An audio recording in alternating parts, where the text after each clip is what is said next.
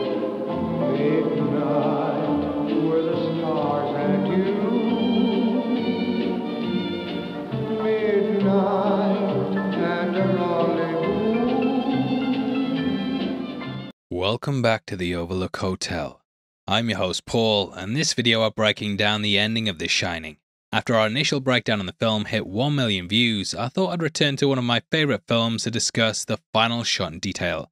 Throughout this video, we'll be going over what it really means, all the theories behind it, and hopefully finally giving some closure to one of cinema's most haunting shots.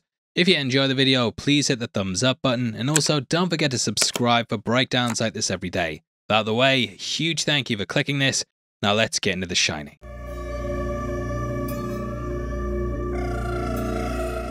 Now this is something that's had people scratching their heads for the best part of 4 decades. In case you don't know, the book takes place in the year 1975, with a 1980 film taking place roughly around the same time. It follows the Torrance family as they move into the Overlook Hotel to act as caretakers over the winter. Jack ends up going seemingly insane, and after he tries to kill the family, they manage to escape, leaving him lost in the hotel's vast hedge maze. Overnight he succumbs to the elements, but we close out with a big mystery. In the hotel hanging up is a photo with Jack, seemingly in attendance at the July 4th ball in 1921. This roughly puts the event as something that happened almost 60 years prior, seemingly cementing that Jack's always been the caretaker there. You've always been the caretaker. When discussing the ending, Kubrick preferred to keep things ambiguous, but he did give a little insight to what might be going on. The director stated, "The ballroom photograph at the end suggests the reincarnation of Jack." As we know, throughout the film we get lots of lip service given to the idea that Jack's always been part of the hotel, and it's possible this final shot shows him from a past life working there as the caretaker. This is mirrored in Delbert Grady as well, who we meet at one point in the film. Grady, sir. Delbert Grady. Now eventually we discover that he in fact killed his children because they were attempting to destroy the hotel. He did this with an axe, and the twins that haunt Danny are of course meant to make us instantly think it's them. The story about the murder is told early on when Jack goes for the job, and that should kind of explain everything, right? Well, on rewatches you might notice that not everything lines up, and in fact there are some inconsistencies. When the manager's telling Jack this story, he refers to Grady by a slightly different name, and also gets something incorrect with the twins. My predecessor in this job hired a man named Charles Grady as the winter caretaker. He came up here with his wife and 2 little girls, I think about 8 and 10. He killed his family with an axe. Now though he says they're different ages, when we see them, they are clearly twins. Kubrick hired twins to play the role, and I think it's unmistakable that these are the same age. But why would Kubrick get such an important detail wrong, and why did nobody catch the differences in the names when they were writing the scripts? Well, I believe that's because it's intentional, and it further backs up this idea of reincarnation. There were likely 2 different Gradys at the hotel at some point or another, with them potentially both being called there through fate or a higher power. That's what I feel is the case with Jack as well, and potentially the 2 spirits of them are trapped in a cycle involving it. If we're sticking with this idea, I think the life of one of the quote-unquote caretakers is that they're born, they live to a certain age, one day hear of a job at the Overlook and apply for it, and upon getting it they end up murdering their family and are then born again and repeat the cycle. I believe that the hotel retains some of their essence, similar to the ghosts we see floating around, but I'll talk about this absorption theory later on in the video.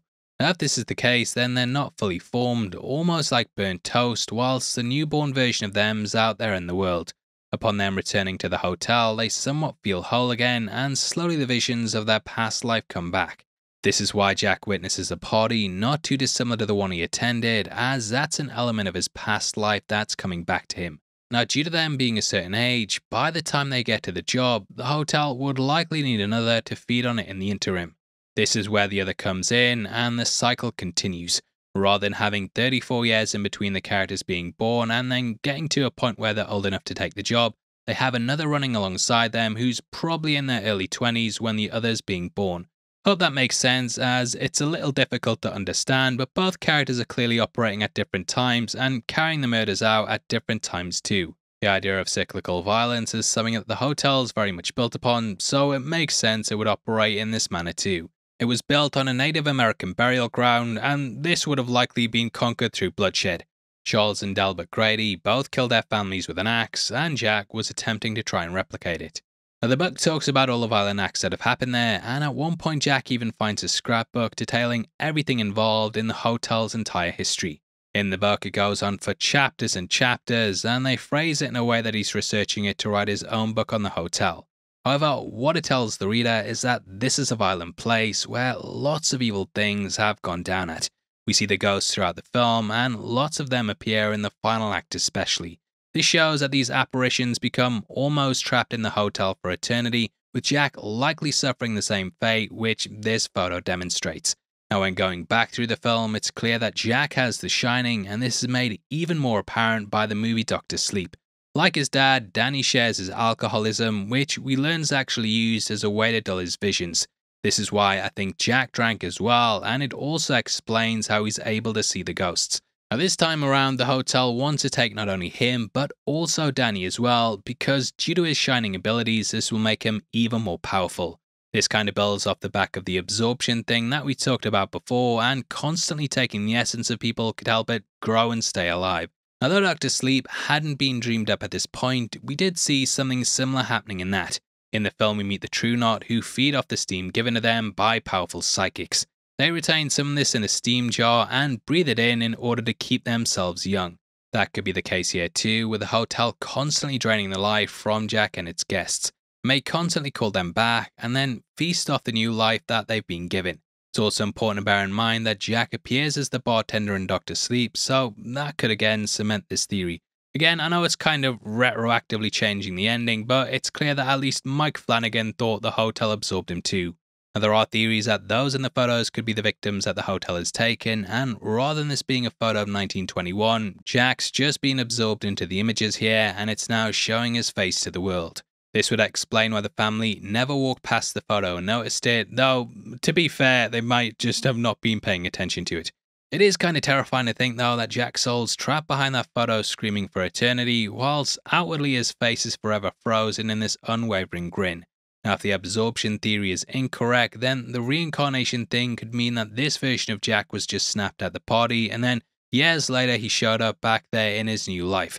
Either way, what this represents is that the hotel has had and will continue to have violent events attached to it.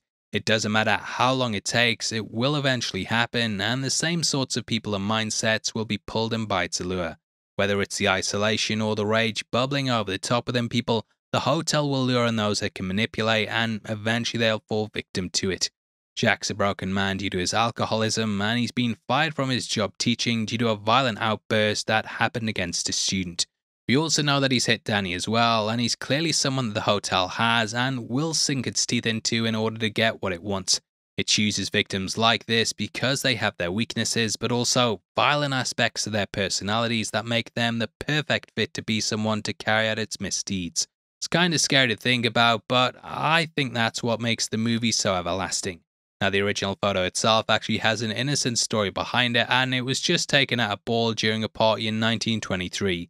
This was originally shown in a book discussing how superimposition was carried out, and it discussed the techniques used to replace heads before computers existed.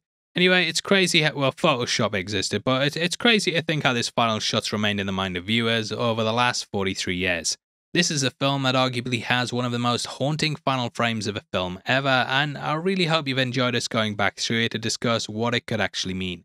I'd of course love to hear your thoughts on the film as well, so make sure you comment below and let me know.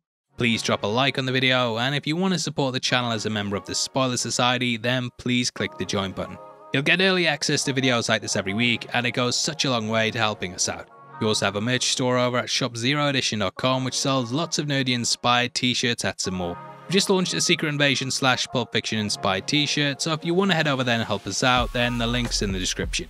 Now, if you want something else to watch, then check out our full breakdown of The Shining, which will be linked on screen right now. We go through every single aspect of the movie, talk about the making of, the history behind it, and all the hidden symbolism and details that you might have missed. Out of the way, huge thank you for sitting through the video. I've been Paul, I'll see you next time. Take care, peace.